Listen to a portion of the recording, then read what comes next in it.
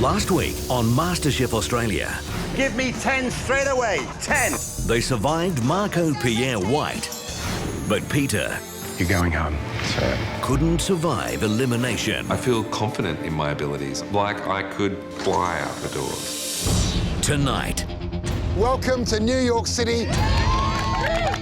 Welcome to the time of your life. your first challenge is going to take you to every corner of this great city. finding inspiration on the streets of the Big Apple. There are bright colours, there are loud noises. There's so many different places to gain inspiration.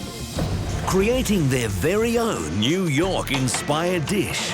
This is a twist on a taco. It's going to be a bit more fancy, a bit more Park Avenue. I've never cooked lobster before. I have to get it perfect. The results have the judges reaching for their wallets. I want to put my hand in my pocket and pay for... Mate, they taste great. But for the worst dish of the day, It is like the worst repercussions of any challenge ever. I am shaking in my boots right at this moment. at stake for the ultimate series winner, the chance to work alongside the country's top chefs, a book publishing deal, $100,000 to help realise their culinary dreams, and the title of Australia's next MasterChef.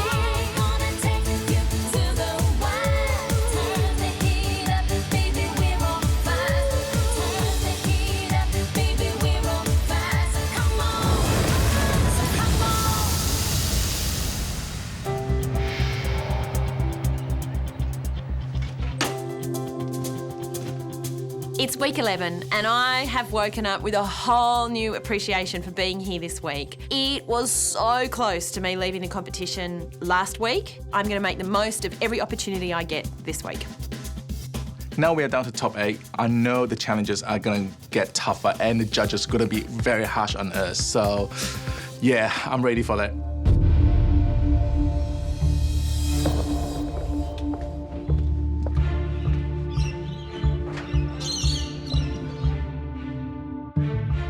Hello. Anybody up? Well, I know that voice. G'day. Anthony Bourdain's here. Welcome. How are you? Nice to meet you. Guys, come upstairs. We've got a visitor.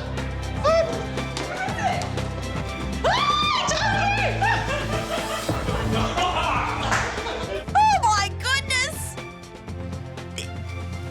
Anthony Bourdain is standing right there in our lounge room. Have a seat. Relax. Well, good to see some of you guys again, and good to meet the others, and congratulations for making it this far. Been having a good time in Sydney. So much so that I thought, really, it's only appropriate that I return the favor. So, you guys will be coming to my hometown. That's New York City, by the way. Oh my God, we're going to New York!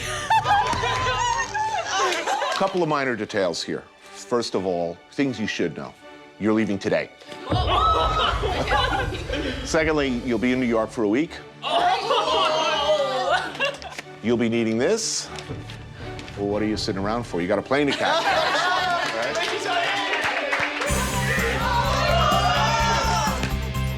Renaissance, New York Times Square! This is real. Alana has just pulled out Qantas boarding passes and room keys to the Renaissance Hotel. This is awesome. Oh my God! Alana and Billy, as the star performers in last week's team challenge, you have the special privilege of flying business. Billy and I are flying business class to New York. We're going to New York. Meet us at Liberty Island when you arrive. Safe travels, the judges. Well, come on, let's go pack. Come on, go. It's time to leave the house on the way to the airport. It's exciting. It means there's going to be a new adventure. You're going somewhere different, somewhere new, and yeah, it's just super exciting.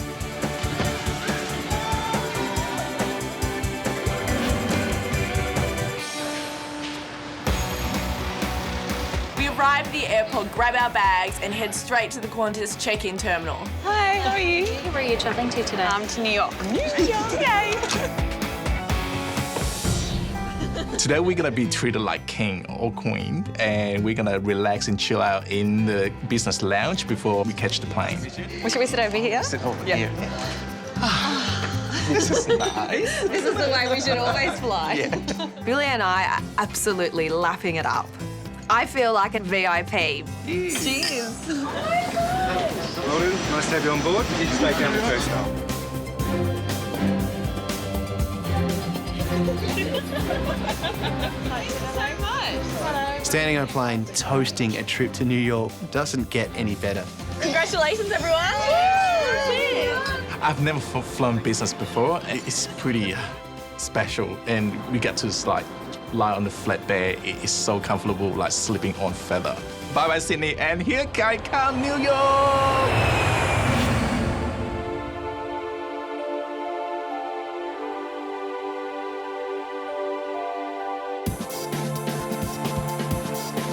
We leave the airport and we're crossing over the Brooklyn Bridge. You know, the city of dreams right there, New York City. Skyscrapers as far as the eye can see, and you just know this is going to be exciting, and we're going to have a bit of an adventure.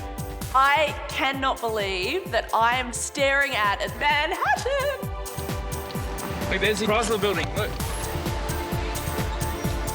Here's 59th Street. Oh, look at the top of that one. Actually seeing Central Park in person, it's so incredible. Fifth Avenue!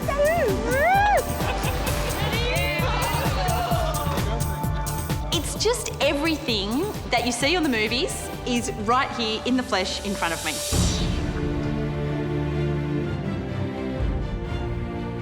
The judges said in their note to us they wanted to meet us at Liberty Island. I'm on the ferry, I'm heading there. I can see the big green lady right in front of me, and wow, what a moment.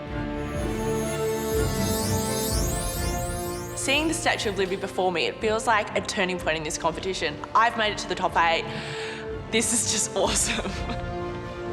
We round the corner and there are the judges, and there's immediately that jolt back to reality. Oh, that's right, I'm not just here on a holiday. I'm here in a competition, and uh-oh, something big is coming up. Welcome to New York City. Welcome to the time of your life. Forget everything you've done so far. What we have planned for you will eclipse all that has gone before. Your first challenge is going to take you to every corner of this great city. Yes. Today, we want you to dig your fingers into that city. We want you to find out what makes New York City's culinary heart beat. Here's how it's going to work. We're going to send each of you to a different part of the city. Yeah. And the best bit, use it as inspiration for a dish of your own. Oh, that's The winning dish will earn its maker a valuable sneak peek at tomorrow's challenge. Make no mistake, your dish must be inspired by the streets of New York, but it must be good enough to lay down in the dining room of a Park Avenue penthouse. If your dish is the least impressive, the fun stops today. You'll go straight into an elimination at the end of the week, but more than that, that person will go into lockdown. No more challenges, no more outings.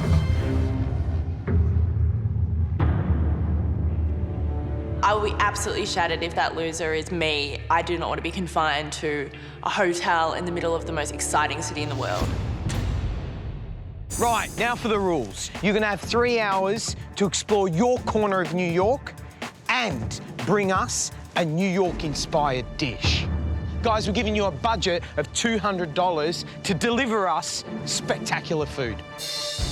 At the end of your tour, you must go to New York's International Culinary Center.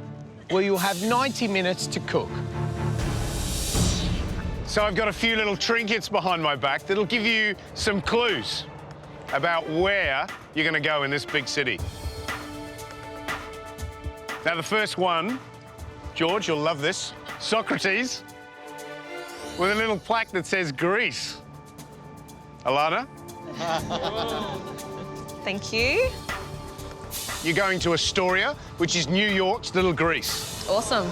I don't cook a lot of Greek food, so today's going to be a real challenge for me. What's next? Sun, up you come. Grab your little memento, back into line. So, Sun, you're going to the Lower East Side because it's famous for its delis. What I know about American delis is basically pastrami sandwiches, pickles, and maybe bagels. Michael?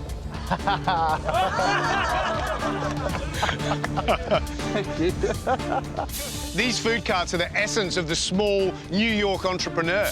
Every cuisine you can think of. It's not just hot dogs and pretzels. I guess getting the food cart gives me a lot of freedom.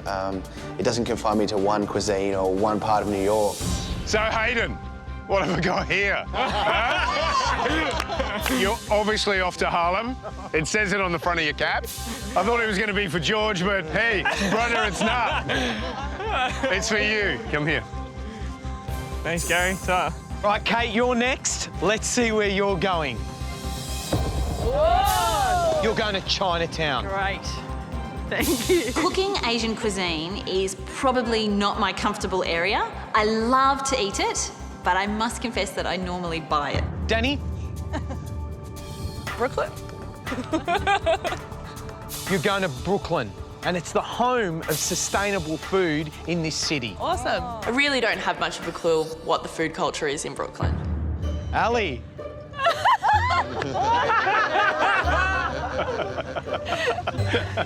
It's the meatpacking district where food meets fashion. Judging by the handbag, I'm guessing that it's a very trendy area with lots of shops. I just don't know how I'm going to work the shops into a dish. Billy, the new man in the game. You're going to the Bronx, the real Little Italy. Awesome. If I'm gonna travel myself in New York, I probably won't venture out to the Bronx. But now, you know, this opportunity is like great. I get to see the Bronx. You know what we're asking here? We don't want a literal translation. I don't want to see a hot dog on a plate. You're going to go out there and you're going to find the very heart what that area represents. And you're going to make that into something stunning, into something delicious. This is an enormous challenge for the first day. We're tired, we're jet-lagged. We have no idea where we are. And now we're going to cook a dish inspired by the place we've just landed in. It's pretty crazy. We expect 8 dishes worthy of the chef that will be joining us on the judging panel. In this city of food gods, this guy is a culinary king. 3-star Michelin. I'm not going to tell you who it is, but can I tell you? You have the weight on your shoulders, not only representing you, but also representing MasterChef Australia. Right, guys, it's a big day. You're in New York. We want to see some home runs, yeah? Yep. Great cooking, great food. Go and explore. Get out of here. Come on. See ya.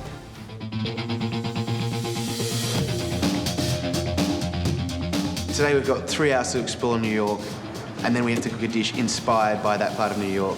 We have 90 minutes to cook the dish at the New York International Culinary Centre. I'm given the Brooklyn Bridge. Yeah. Wow. I arrive in Brooklyn and I'm walking down the street and the first thing I notice is that it has a real community feel to it. Oh my God, it's so cute. The first store that really catches my eye is Pharmacy Soda Fountain.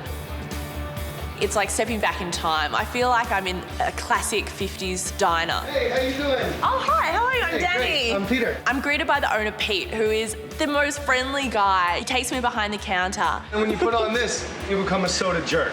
And shows me how to make an egg cream, which is something that used to be available everywhere in Brooklyn. You see it's kind of frothing it up?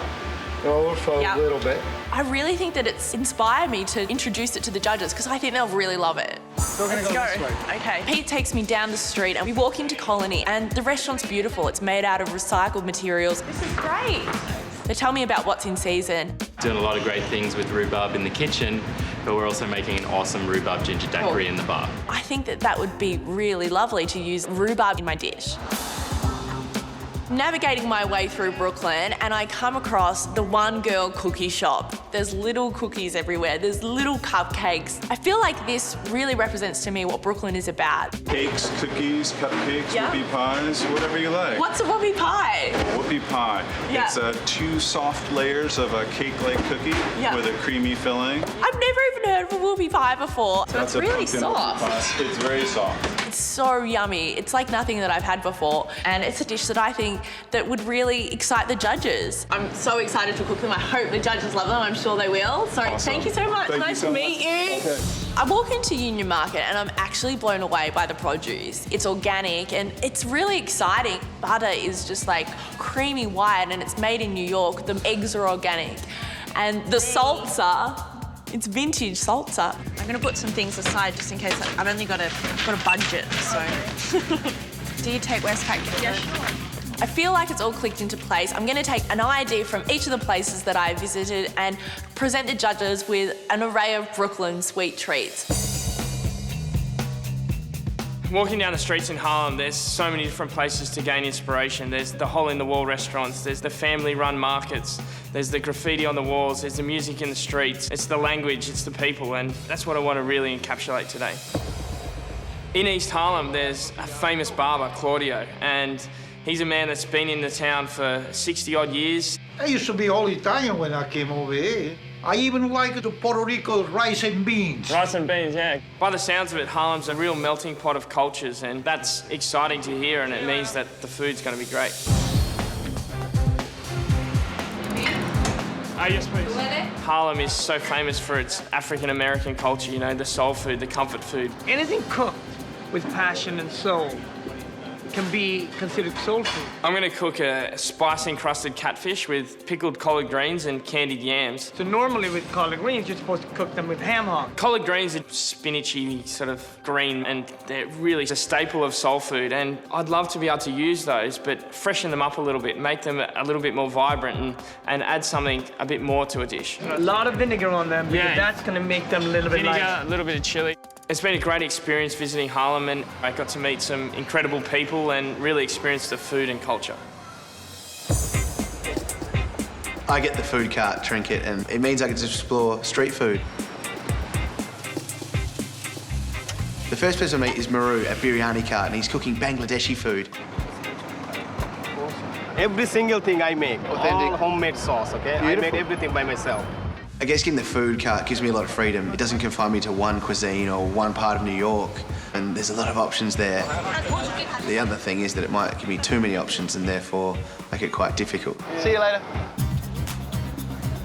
Visiting Martin at the King of Flavour taco cart, he actually lets me come into the cart and cook a taco with him, and that's the next bit of inspiration I need. It's the theatre of street food. It's the cooking it in front of the customers. That's what I need to see, and that's the love of food. In the markets, the first thing I need to buy is a beautiful bit of fillet steak. That's the key to my dish. It's going to add that Park Avenue factor, though, and that's the start of what I think is going to make a winning combo. $73.95. Thanks. One of the big things I've taken away from today is that there's no point in cooking food if it's not coming from the heart. That's the exact essence of street food that I want, and I'm going to take that today and make sure that the food I cook is from here and that I love my dish.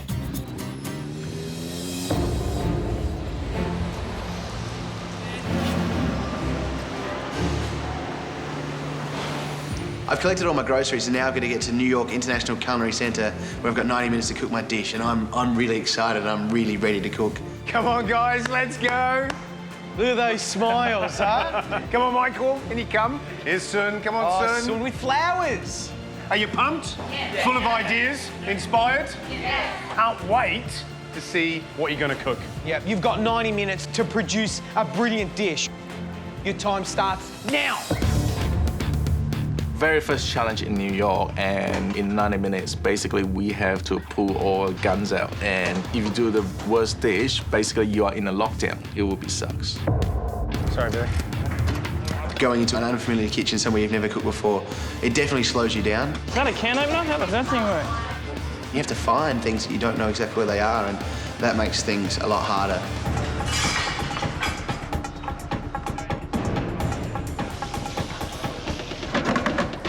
Today I'm cooking my version of a taco. I'm going to call it the 43rd Street Taco, named after the street of the taco stand I went to.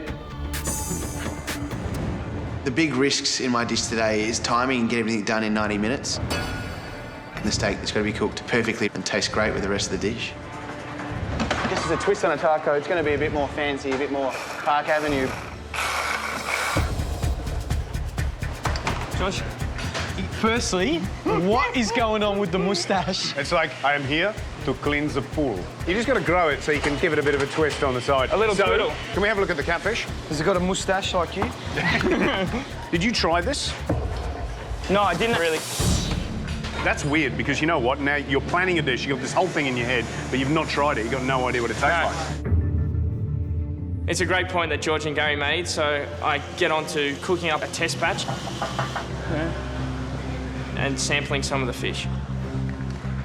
It tastes muddy and like a bottom-feeding fish. So I don't know if using catfish is the wisest choice. Right. To come all the way to New York City and then to only cook once and only get that little bit of a huge city would be devastating.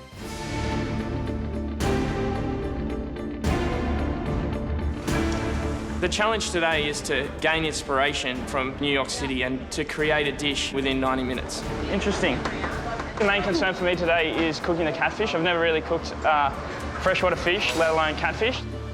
I get on to cooking up a test batch and sampling some of the fish. It tastes muddy and like a bottom-feeding fish.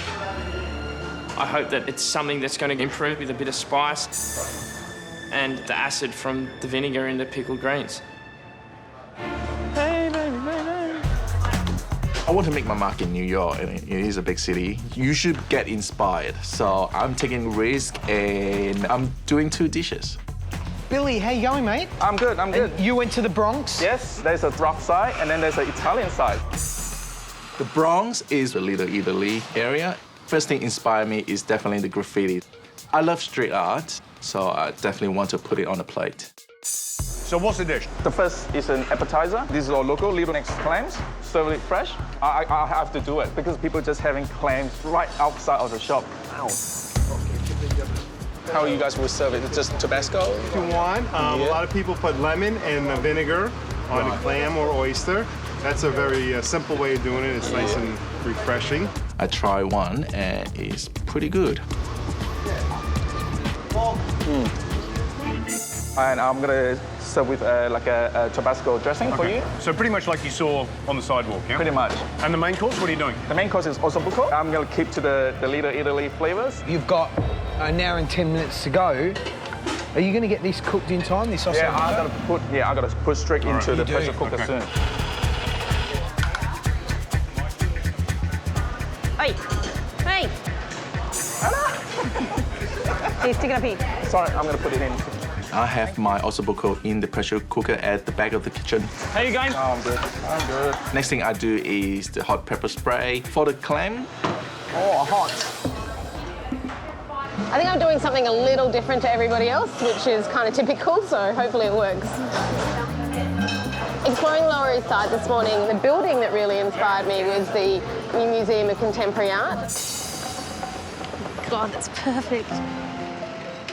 It's a building that I've personally been fascinated with for years. My theory is if I can come up with something that represents that building, I should be able to represent the area. The only thing I can think of that I could do that with is a cake. Walking along through the neighbourhood and there are delis everywhere, but I can see the big one on the corner, Kat's Deli. Even I've heard of this deli. Kat's is famous for its pastrami sandwiches and its pickles and its hot dogs, and for that scene in When Harry Met Sally.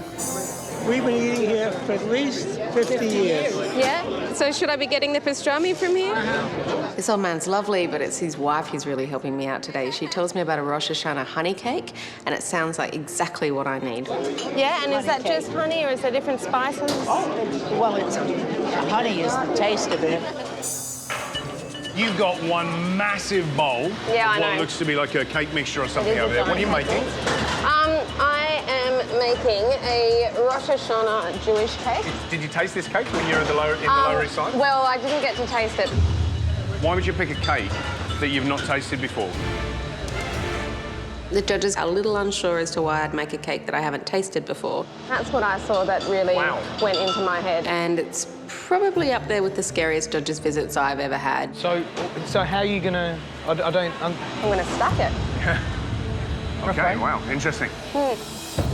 They don't seem too enamoured with the concept. You're going to deliver that building on a plate. That's what I'm going to try. The judges want something that's restaurant quality, and if I can't make it fine enough, it won't be restaurant quality. When I went to Astoria, the first thing I noticed was how smoky, dirty, noisy it was. But then there was also this beautiful florist and little marigold flower beds everywhere. So I want that smokiness, but that vibrancy as well. I'm doing smoked lamb racks with a honey thyme custard and a cucumber essence.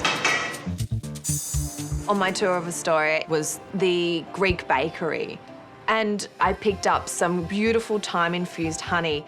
And I know honey is a huge ingredient used in Greek food. I tried a beautiful Greek custard flan. I had this light bulb moment that I want to put a savoury custard on my plate. The biggest thing that surprised me was just how much inspiration I got from talking to people and then creating a dish.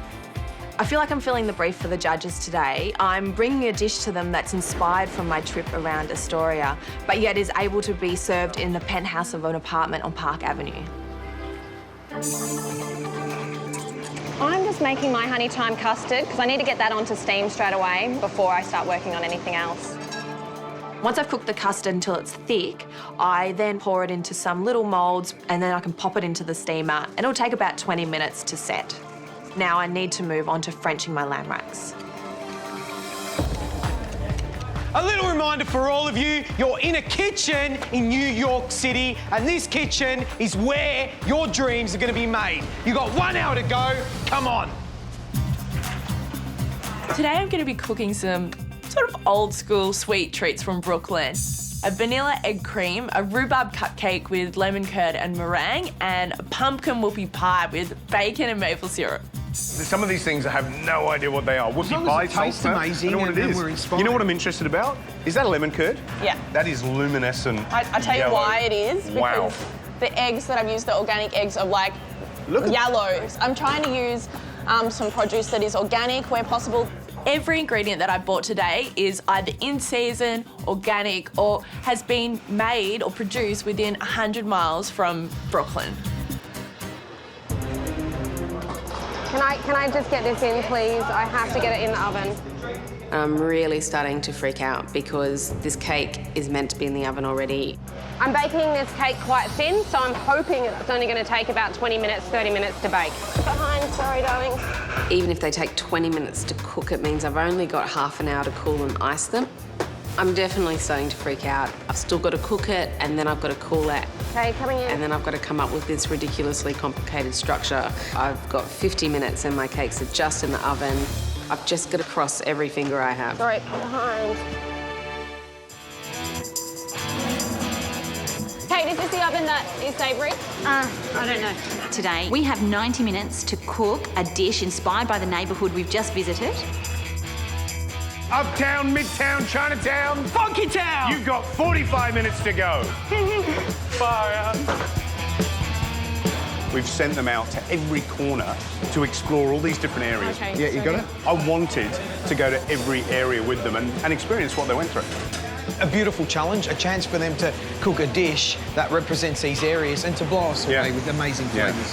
Can I borrow one of those burners, Kate? What was that? I need one of those burners. Okay. The dish I'm cooking today is a ginger and scallion lobster with a shellfish rice and bok choy. Coming up the subway stairs into Chinatown is just an assault on the senses. There are bright colours, there are loud noises, there are pungent smells, so much beautiful fresh food. I'm really keen to explore not just the street-level Chinese cuisine, but also high-level Chinese cuisine. I find my way to the Red Egg, and Chef Darren takes me into the kitchen, and he's so free with his information, and he shows me some of the dishes that he has on his menu. We diced up the shrimp, so the shrimp and the scallops are going to be about the same size diced up. The things that are going through my head is to try and incorporate some beautiful lobster, and I think that if I plate it carefully, I can make it look like it's suited to a 5-star restaurant. One of my major pressure points is that I've never cooked lobster before. Overcooked lobster tastes like rubber and it's just not good. So I have to get it perfect. It's a bit of a challenge, but I'm going to try and make a lobster reduction to serve with my dish. Hot, hot, hot, hot, hot, hot. Nice. Hot. You want it hot? Yeah, it's not getting hot. Can you put it, yeah. It's not on hot, that's why, Elspeth. I've explored the meatpacking district, and the dish that I will be cooking today is dry-aged beef with tomato ravioli and a coriander pesto. This area is really cool. There's cobblestones on the road, there's trendy women walking past me in big high heels, and I know that I need to incorporate that trendiness some way into the rustic, butchery, meaty area that it used to be. We specialise in dry-aged meat. I've never had dry-aged meat before. It's the process where they hang up the meat in near-freezing conditions and they say it tastes a lot better. So I'm going to cook dry-aged beef today. I love it. Spice Market Restaurant is this funky restaurant. Hello, Anthony. I'm Ellie. Nice to meet you. When I meet the chef, he's just so passionate and helpful. I'm trying to combine all the things that I've seen today, but I don't know whether that's too much happening. Do a seared beef with something robust and flavor. Yeah. Thanks. All right. I think I've got a good dish. Is it okay if I borrow some oil? The thing that I'm worried about is whether or not the flavours are going to mesh well together. With 40 minutes to go, I realise I haven't been working fast enough. I probably planned to do too much. Sorry. I popped the cupcakes into the oven and I need to start on my whoopie pies. A whoopie pie is a cross between a cookie and a cake with flour and spices, pumpkin puree, molasses, sugar and oil. I'm sort of guesstimating exactly how to make these because I've never even made them before. It looks like the consistency that Dave showed me in the shop. Very strong molasses flavour. It just tastes like something I would feed my horse, but I kind of need to go with it because what else am I supposed to do? 32 minutes to go. Finally got them all, friends. Going into my smoke mix today is dried oregano, dried mountain tea, some bay leaves and salt and pepper. Ideally, I'd like to smoke the lamb racks for about 7 to 10 minutes. I think that's all they'll need to take. Oh, sorry, Mark. That's right, I'm just going to go over the top. I'm just going to steam some corn next to you. How about that? Running like 110 miles an hour at the moment. I'm just... I'm doing pulled beef, which is my spin on pulled pork, which is a very popular American sandwich. So I'm going to marinate my beef and then tear it up into little shreds to just add a little bit of extra texture and rich meat to my taco. Michael? Chefs. Food carts. Food carts. The dish, what is it? So it's a fillet steak, marinated in my Mexican rub. I'm just going to cook that to... Smells beautiful. Yes, I've got anchovies, chipotles, some cumin, some coriander. I've got this beautiful pink corn from the market. I've never seen it before, but it looks really funky. I've got some griddling at the moment, and I've got a bit of food theatre for you guys. You've really listened to this challenge and you're taking inspiration. I love it. What you should be nervous about is all the chili. Well, just bring a cloth and I'll be all right. Right, yeah? beautiful. I've got 30 minutes to go and my cakes are in the oven. I am basically playing an agonising waiting game. I have to wait for them to cook and then I have to cool them quickly so that I can get the icing to stick. With half an hour to go, I need to pipe the whoopie pies onto a tray and get them into the oven. I hate piping.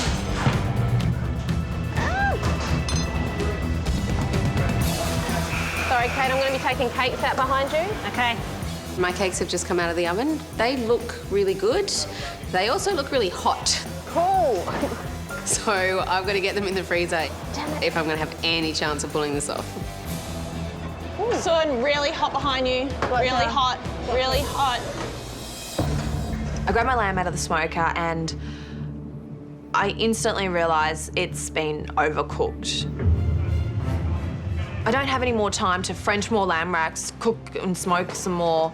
I'm just going to have to serve these to the judges, and this might be what gets me into elimination. Today we have to cook a dish that's been inspired by the area that we visited. The winner today gets a really good prize. They get an advantage in tomorrow's challenge. I'm just worried that my dish isn't very impressive. And the loser of today's challenge goes into lockdown. They don't get to see any more of New York City. It is like the worst repercussions of any challenge ever. Sorry, Lana.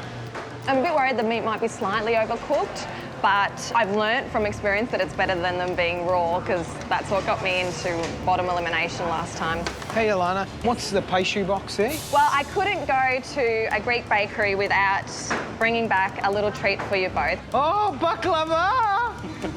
Oh! Hide, behind, hide.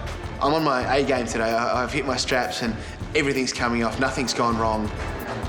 My whole plan is coming together and I'm really enjoying it. I'm really liking the way I'm cooking today. Guys, pressure's on now. You really need to give it everything you've got. You've got 15 minutes to go. I'm out of time. I have to start cutting this cake if I'm going to get a chance of getting anything on the plate. The problem is that when I start cutting, it's not cold. This cake is still warm and it is crumbling under my knife. I just hope they're okay.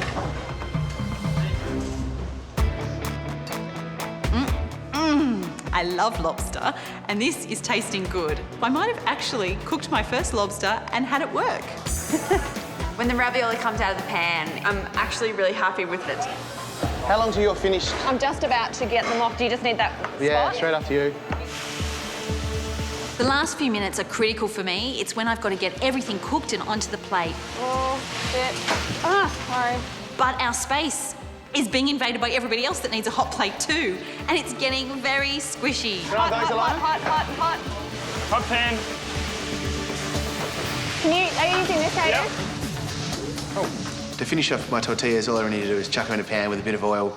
And they need about a minute and a half on each side and they'll be perfect, ready to go. Ah! Super, super, super hot. Oh my God, a piece fell on the floor. Super hot pan. Hot pan. On your back, Danny. Hot pan.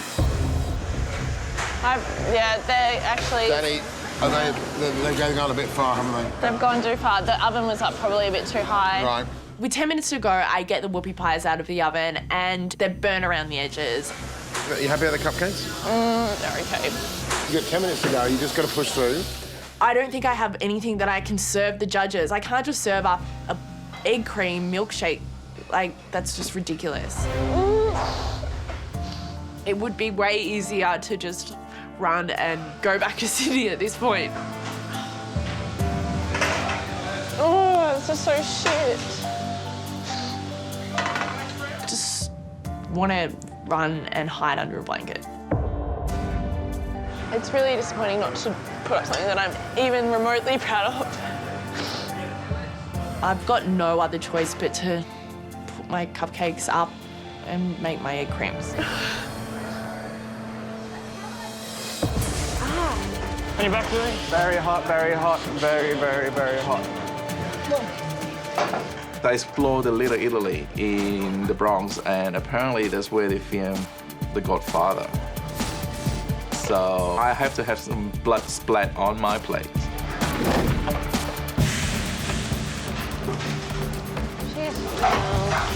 I have that one? Yeah, I don't know whose that is. Yeah, me either. Okay, come on up. Hot pan. You got 6 minutes, guys. Sorry. 6 minutes. Where are you going? Coming on. Talk.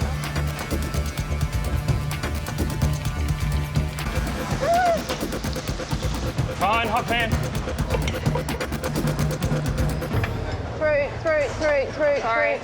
The cake is too warm, and every time I try and spread the icing onto it, bits of the cake are crumbling away and falling off. If I keep trying to ice this, I'm going to be icing a pile of crumbs. Time. Guys, 2 minutes to go. Come on, final push. Watch out, top pan. All right, that's hot. Come on, let's go, guys. Come on. Shaking like a leaf. Hot pan, Hayden. Yep. With the cucumber essence, I'm going to pop them in a separate bowl for the judges to pour in just before they eat. Remember, this is the City of Dreams. Come on, Danny. Come on, son. 10 seconds. Go, Lana, come on. 5, Come on. 4, 3, 2, 1. That's it. Tools down. Well done, guys. Well done, guys. I got them all done. I'm really happy with them. Within 90 minutes, I'm the only person who did 2 dishes, I think. I got it done. It looks all right. It might look a little simple. Soul food is quite rustic and, you know, it's not fine. And I hope that my dish is sort of high-end enough to impress the judges.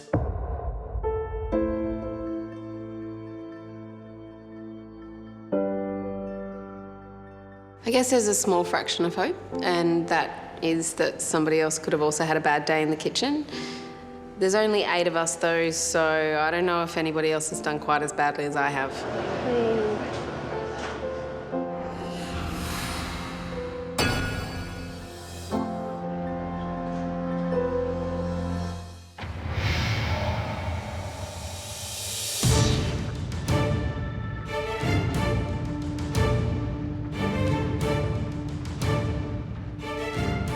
Wow, what a challenge. We sent you out to the 8 corners of New York to find inspiration on the streets. And I think inspiration you found, yes?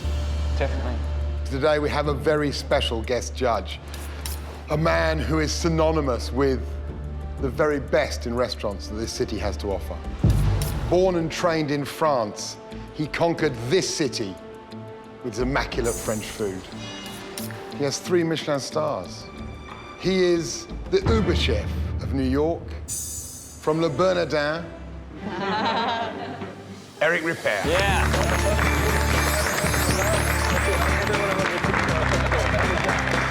I get to serve my food to Eric Ripert.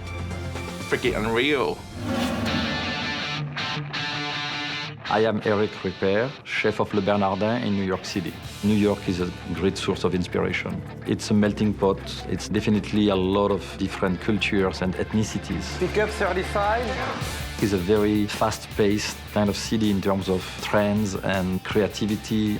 So if you stay still for 1 minute, you are behind. You have to work, think, and produce, and always question yourself and evolve. Eric, welcome to MasterChef in your own hometown. If anyone understands the spirit of New York, it's Eric. So, your dish better have captured the spirit of the borough, of the corner of the city that you've explored. If it does, if it is the best dish, you get a phenomenal prize, a unique insight into the next challenge, and also the power to influence how the challenge shapes up. Lose, and you're in instant lockdown and facing elimination later on this week. I've only just started here in New York. There's no way I want to see myself being locked away, not being able to partake in any more challenges. So I am shaking in my boots right at this moment. Right, it's time to taste your dishes. Good luck to all of you. Thank you, guys.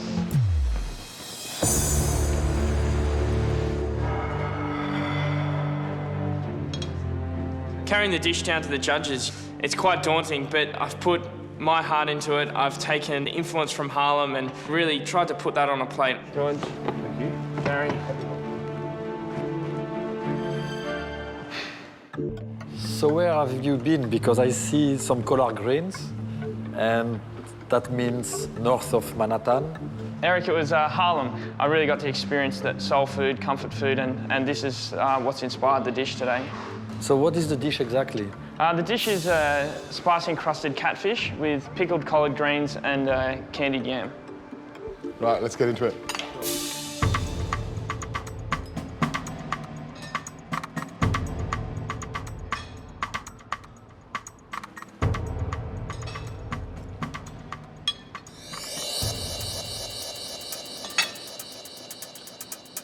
Hayden, what are the greens?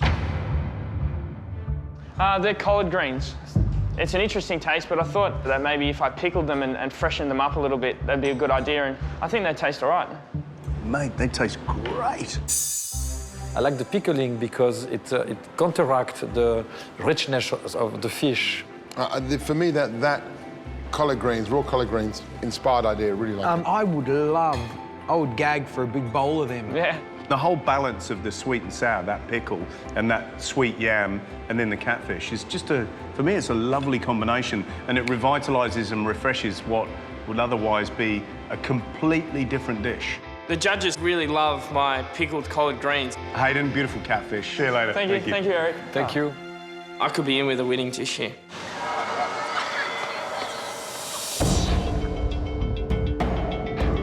Thank you. I feel really happy that I have represented my experience of Chinatown on the plate. I hope that they will see that, and I hope that they will enjoy the food that I've cooked today. For me, this is one of the prettiest dishes you've made so far. This is a restaurant-style dish.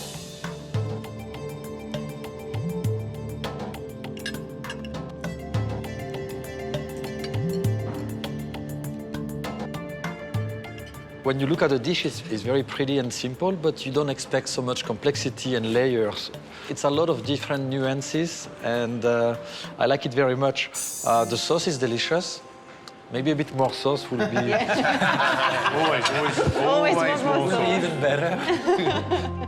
But well done, Kate. Thank you.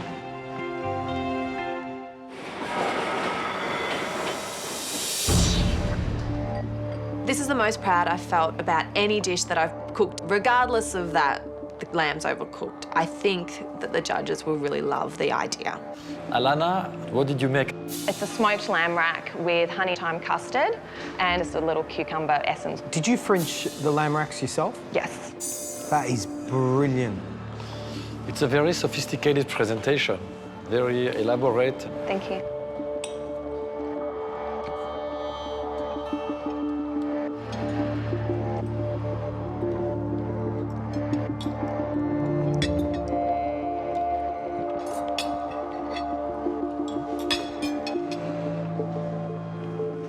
The lamb, it could have been a little bit pinker, but the flavour, the smokiness is still there, and that goes so well with the custard. The smokiness of the lamb with that thyme custard is beautiful. So I think it's an absolute ripper dish. Well done. Thank you.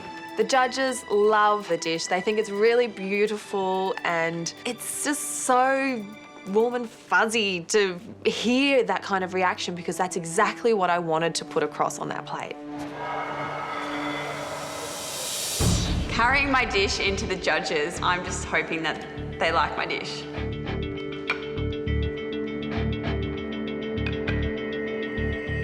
I want to ask Eric, looking at this dish, can you place it in New York? Where's it from? Not far from here. You go this way, and it's the meat market. Yeah, absolutely. That's where you went, right? Yes, that's where I went.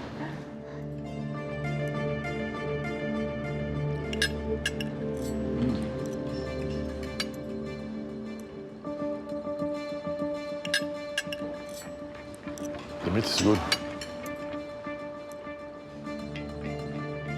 Here today, in this dish, I see the soul of the meat packet district with the steak, the great meat that you're serving us, which is cooked perfectly. And then I see the trendiness and the complexity and the playfulness around it. It's what the meat packet district is. Thank you. You've done a wonderful job, so well done, Ellie. Thank you very much indeed. Thank you. Well done, Ellie. Thank you. I'm so excited because it's great to hear really good feedback.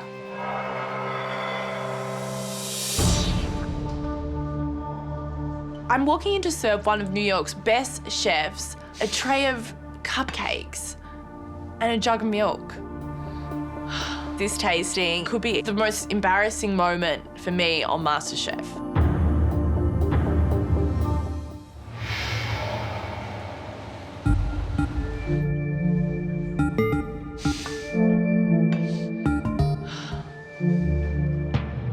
Danny, you huffed and puffed all the way down here. What's going on?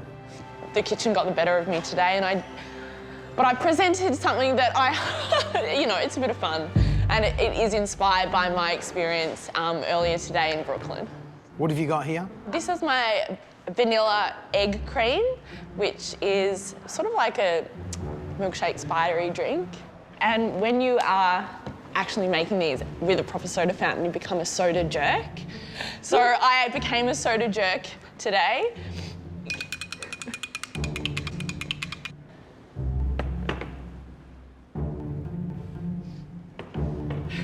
Might as well just go for it straight away. It's an interesting experience. It's actually beautiful. I like this a lot. You know what? It's actually, you look at it and you go, ooh, that's going to be really heavy. Yeah, but it's actually really refreshing. It's delicious. Yeah. Right. And what have you got here? So these are my rhubarb cupcakes with the lemon curd.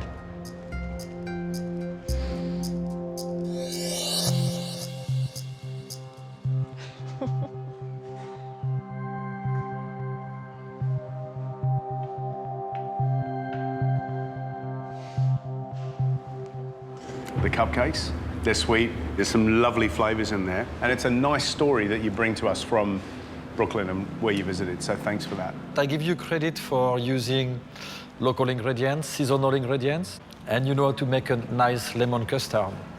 Thanks. This challenge was about two things. One of the elements was cooking, and the cooking side of what you brought us has not been good. But we also asked you to bring an evocative sense of an area. And you brought us a wonderful, evocative sense of Brooklyn. I walked across the bridge with you then. Eric, have you had a vanilla cream before? No, it's the first time. So you've lived here for over 20 years? I never had one. And Danny's bought you a corner of New York that he's not seen before. So for me, as a journalist who searches for experiences like that, I think that could be your saving grace. Okay, Danny, bit of a smile on your face. Thank you, Eric, indeed. You can go. Thank you. Thanks. Walking away, even though I'm completely embarrassed about the things that I presented, the only thing that will get me through is if someone else has just done way worse than me. I'm feeling good. I'm feeling like I can now transfer the story from the people I met on the streets of New York in their food carts to the judges, and no matter what happens, I'm going to be proud to tell their story because they were so proud to tell it to me. What do you got there, Michael? What's in there? There's my smoke to add the sort of the feel of the cart. There was always roasting spices in the carts. Yeah. I've got my little hat, so I look a bit like a vendor. Now, if you let me, I'll just finish off your dishes. Yeah, great. Yeah. So, to go with it, we've got some tomatoes. This is an interaction that you don't get at a restaurant. This is the thing that makes food carts special and unique from other dining experiences. Now, chili. Sure. Yeah. These are lightly pickled. Jalapeno, yeah. Yeah. Now, chili for you, George? No, thank you. No worries. I thought I'd check. It's a fillet steak that's rubbed with the marinade, cooked to rare, served on a salad of corn and black bean.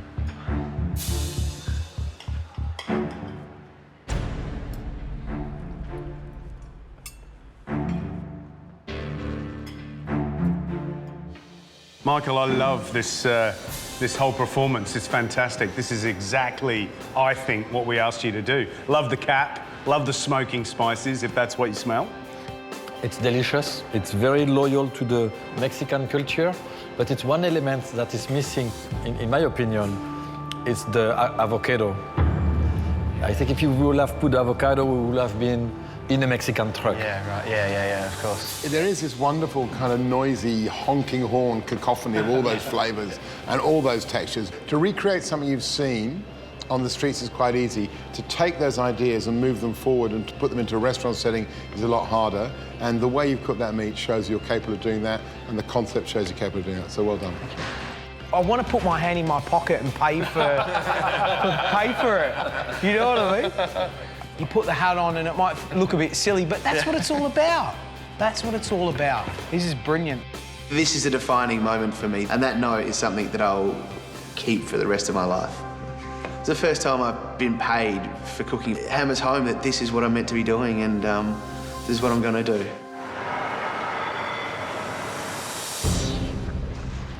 Hi, guys. This is pretty humiliating. I'm carrying a few chunks of cake covered in icing sugar up to Eric Ripert. It's not my proudest moment. very sorry. Right, where to begin? Tell us where you went. Okay, I was in the Lower East Side this morning and I first saw the new Museum of Contemporary Art, which is a building that I have personally loved for years and was really excited to see. And I think it just captures so much what the Lower East Side's all about. And then as I was meeting people through the streets, I was in Cats and I met this gorgeous man who'd been eating there for 50 years and he swore it was exactly the same, and his wife was telling me about this Rosh Hashanah honey cake and what a celebration cake it is, and it's so sweet and lovely, and I just wanted to put all of that together, and I haven't. I mean, I've made a cake, but I've made a cake. Right, let's taste. Okay.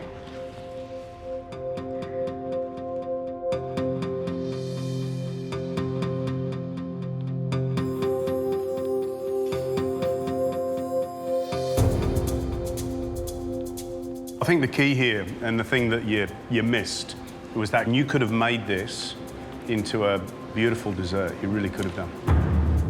The concept is not there. I know. You know that. No, I know. Son, thank you. Thank you. I've just aimed too high in the time frame and for my abilities, really. It's something I probably should have thought over. I came back into the competition. I got nothing to lose. I'm gonna just rock it, risk it, you know, with all my creativity. The look on their face is go. I think, yeah, definitely not the dish that was what they expected, but, you know, that's what it's all about. I want fun on my dish, and I achieved that. So what did you cook for us? I got to venture out to the Bronx, and the first dish is little neck clams served with squid ink dressing with some graffiti and your own pepper spray. You probably don't need a lot of pepper spray, yeah. They are Tabasco and like caper juice and a little bit of vinegar.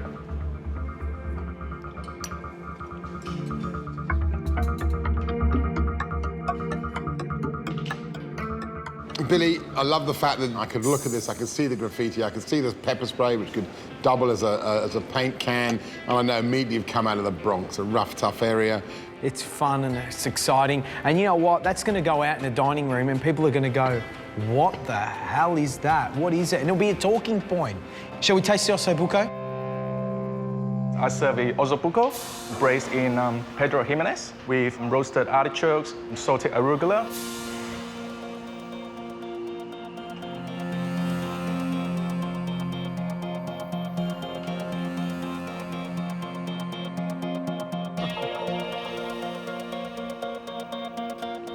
I was so concerned that the ossobuco was never going to cook. Hey, you know what? It's cooked. It's really delicious. I love the flavour of the Pedro Jimenez in there. It gives this really lovely sweetness to it. I'm slightly confused by some of the flavours. If you put ossobuco on the menu and you bring slow-cooked veal in Pedro Jimenez, it's a different dish. Pedro Jimenez capsicum immediately says classic Spain.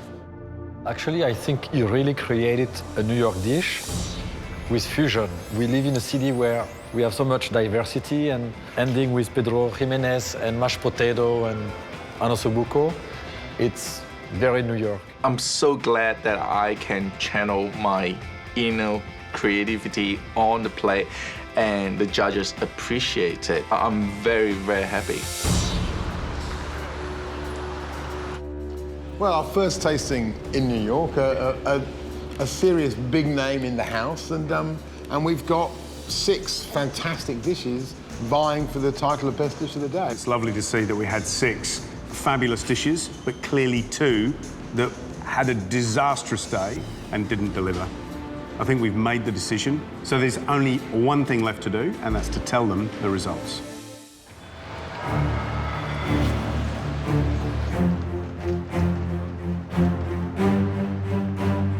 We've all cooked, the judges have tasted the dishes, now we're about to find out who is the first winner in New York. You created and cooked dishes today, having explored all corners of this great and vibrant city.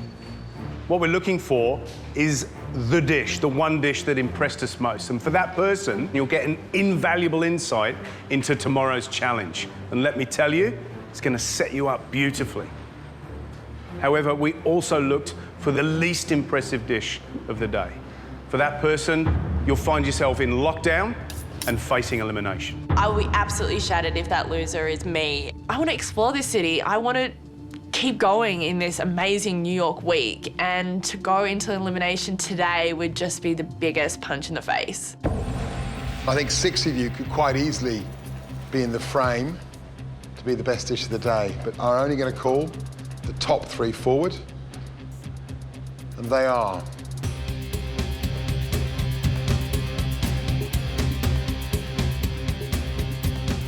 Alana,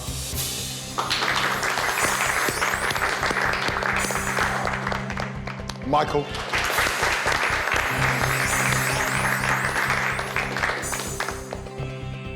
Billy,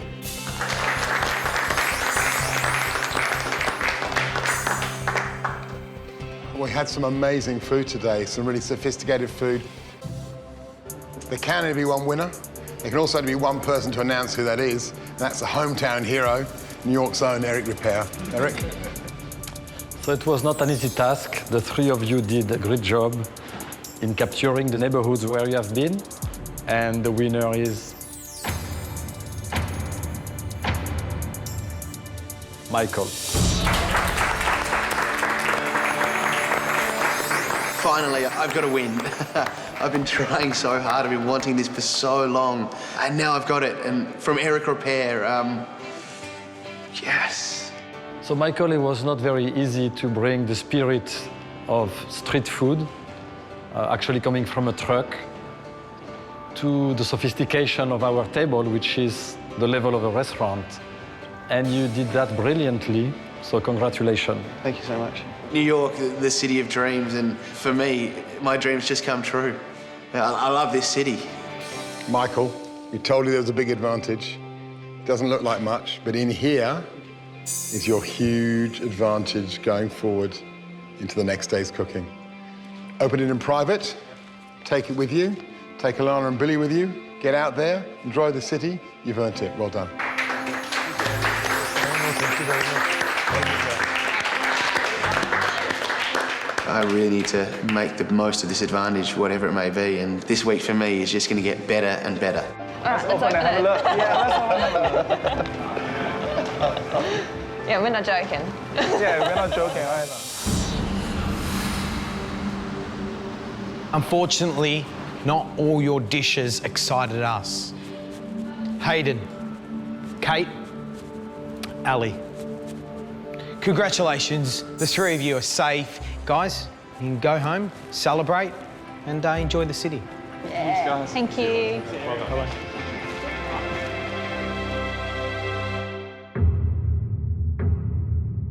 Danny, Sun, you both had a terrible day by anybody's standards. It didn't go to plan. Danny, you went to Brooklyn. You had a great idea, but it just didn't work. Hopefully I've brought something to the judges that inspires them a little bit more than Sun's dish. Sun, same goes to you. Lower East Side, the idea of trying to use that cake to replicate a building, I think was flawed. I'm not feeling very hopeful at the moment, but feeling wishful, I guess, that maybe my cake tastes better than her cupcake. The 2 of you are standing here, but one of you is going to go into lockdown and face elimination at the end of the week. Danny, you're safe. Sun, I'm sorry, you're going into lockdown and you're facing an elimination at the end of the week. It's not happening. I knew it was going to happen. Thank you anyway, though. Danny, but you know what? You just saved yourself by that much. It was a difficult decision. It was the theatre that saved you. Sun, I know. you took a recipe from a little old lady with the best intentions in the world to ice it and to recreate that building. It just didn't happen. Yeah. So what we tasted was that little old lady's cake and nothing more. Yeah. And that's why you're going to face elimination. It was a big mistake today. So I need to just make sure I don't make mistakes like that again. Soon make the most of this lockdown. Yeah. Get your head in the right space. Come back fighting, all right? You promise? Yeah, promise. And thank you. Right, you two. Get out of here. I am about to spend a week in lockdown. I know there's going to be some amazing experiences coming up, and I'm going to miss out on that. The next thing I do is going to be an elimination challenge. It's not the way I was hoping that New York would turn out for me.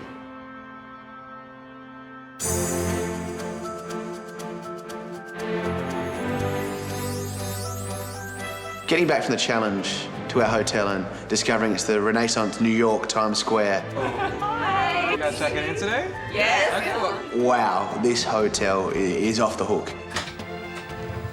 The rooms are incredible. I can't believe they're letting us stay in. Well, this is my room. Being in New York, there's that whole idea of if you can make it here, you can make it anywhere. I'm really excited. Who knows what this black envelope's going to be? Black's never a good colour. Tomorrow night on MasterChef Australia, challenges don't come any bigger than this. Holy moly, guacamole. Cooking at the United Nations. Never before has MasterChef catered for an event of this significance. They have just 3 hours to prepare intricate dishes that they've never made before. Tuna and me, it's going to be a battle. For 300 guests. You all need to move. Come on. Democracy rules. When the dish with the least votes What was the green stuff? sends its maker straight into elimination. I'm not so convinced, actually. Everything is just going wrong for me.